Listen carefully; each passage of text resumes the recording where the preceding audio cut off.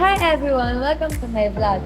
So today I'm going to introduce myself. First, I'm Malia Jeanette M. Bautista from STEM Y1-50. So today, I'm super excited to show you how to do the operation of function, specifically the minus and division. But before we move on to the tutorial, I will going to explain first what is the operational function. Operational function or operation on function are those that can be performed on function such as arithmetic operation. The most common operation is addition, but subtraction, multiplication, division are also possible. Other operations include composition, inversion, and evaluation. So let's move on to the tutorial video. Yan, this is our given.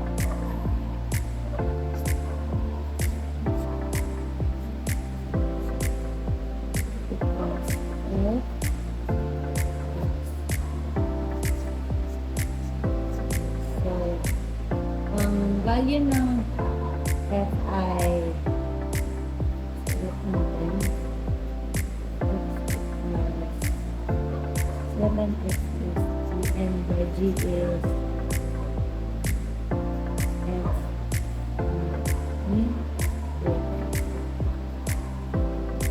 so yan, isusunod natin sunod yan yung value natin dalawang to.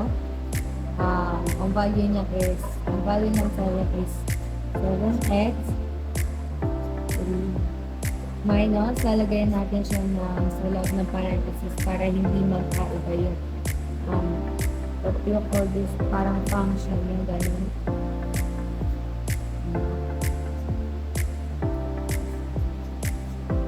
After nyan, kasi i-distribute natin to ito dito minus ay 17 sa tignan niya dito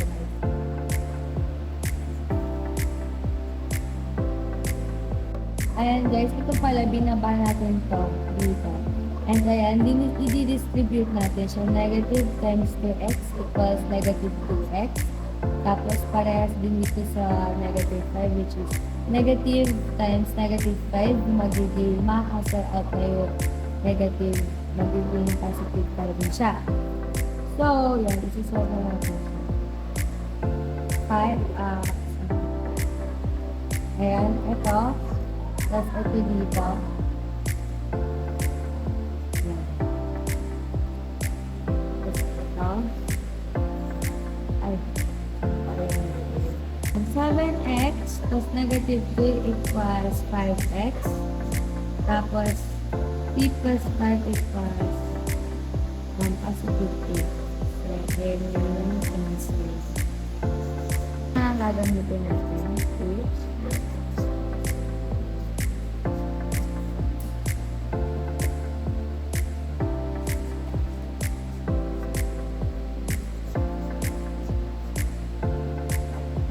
ang value ng h is, ang value, parehas yung kanina, diba? Ang given natin is equal to 2x. Tapos yung h naman natin equal sa x squared. So yan, i-bring down natin yung value natin dalawang to. X squared is 8. Minus, ilalagay ulit natin siya sa parenthesis. Again, tapos yung value naman ulit ng g. So, natin siya. Pakopy ulit natin. Tapos, i-distribute ulit natin to dito. So, ayan, negative times 2x equals negative 2x. Negative times negative 5 equals positive 16. Katulad din siya nung kaninang ginawa natin sa percentage equal. Ayan naman. Dahil ito, di siya term likewise. ibababa lang natin sila. Pero dito muna tayo sa pinaka-number. X squared, baba natin yun. X squared. Tapos, isusunod naman natin yung negative 2x. Tapos, ipapaplas natin. So, 8 plus 5 equals 13. So, magiging positive 2. Ito na yung magiging sagot mo. Ayan guys, iba naman yung value ng f and g.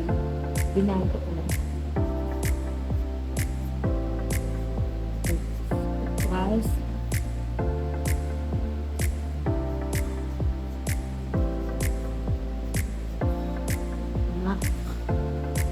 so, ilalagay natin yun. Ito muna. Okay.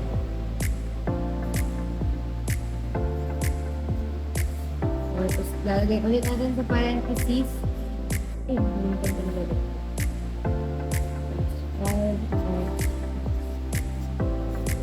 So, bababa ulit natin to.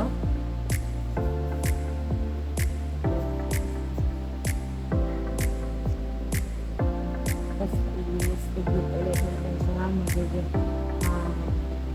negative times positive 5x equals negative 5x. Tapos, negative plus positive 3 magiging negative times negative times positive 3 is magiging negative. Ayan, gagawin natin is positive 2x minus negative 5x equals magiging negative 3x. Tapos, sunod naman ay negative 4 minus negative 3 is magiging negative 7. So, ito yung magiging 7. Ayan, so divide na tayo. Division na tayo. So, ang gagamitin natin is h.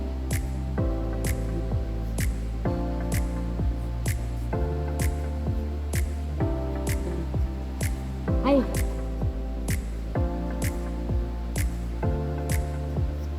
So, ang value na h is equals to 4x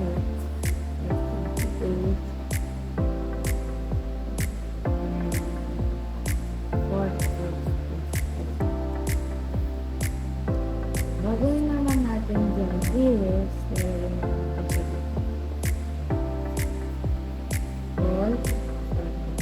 4x is 28 4x is 12. So guys, dapat iisip tayo ng divisible dito sa number na to. Itong both numbers na to ay divisible sa 4. So pwede natin siyang gawin dito 4. Tapos dito din. Ito ay divisible din sa 4. So, gagawin natin dyan ay 4x divided by 4 equals x. So, divided by 4 is equal to x. So, then 4x divided by 4 equals x. Tapos, may positive sila.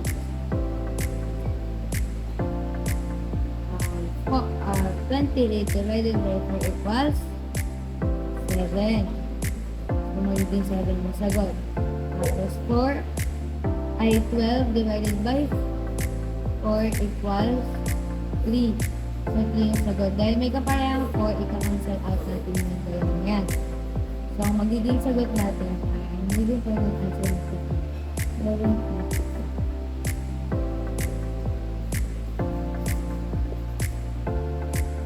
Yan, ang next naman natin is F.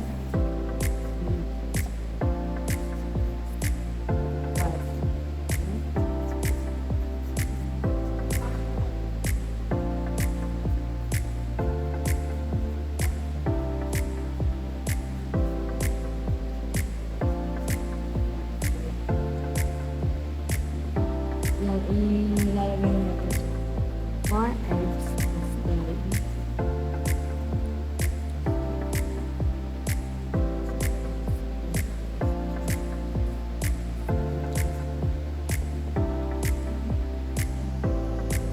ganun ulit siya guys. Ganun ulit yung magiging process. Katulad ng ginawa natin kanina. Ito ay divisible sa parehas kung ano pwede mag-divisible, which is 4. So 4 yung ilalagay natin. 4x times 4 I divided by 4 equals x. Tapos 12 divided by 4 equals positive 3. Dito naman tayo. Gagawin natin dito is kailangan natin din siya ng mathematical. So dapat ang magiging sagot natin ay 10. So 21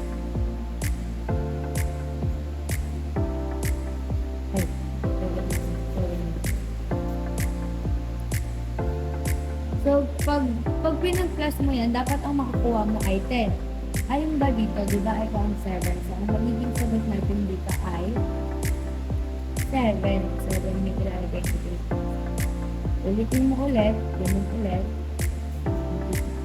Plus, lalagay natin itong 7. Tapos, ganun ulit, yung ginawa natin same procedure kanina. Para hindi kayo mahirapan pag ganun. So, dahil para silang may x plus positive 3. X positive 3. Ito cancel ko. Which is ang magiging sagot ay 4.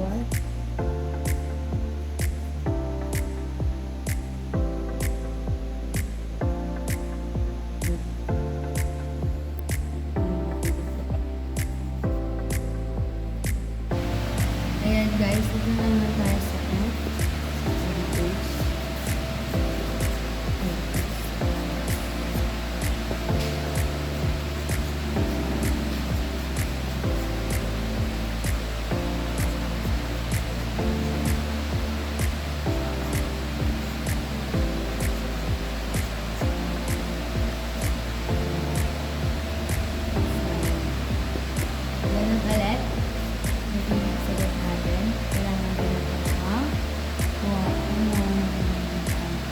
divisible, which is 4. Yes, lang natin.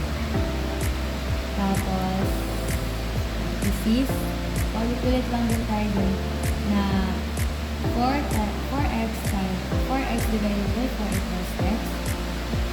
12 divided by 4 equals 3. Dito din, 4 din 3. Divisible nila 4. X divided by 4 equals x. 28 divided by 4 equals 7. So, ita-cancel out natin yung 4. And ang magiging sagot natin is 2. Hindi na natin sila lagay sa parenthesis. Ito na lang siya. Ang sagot natin ang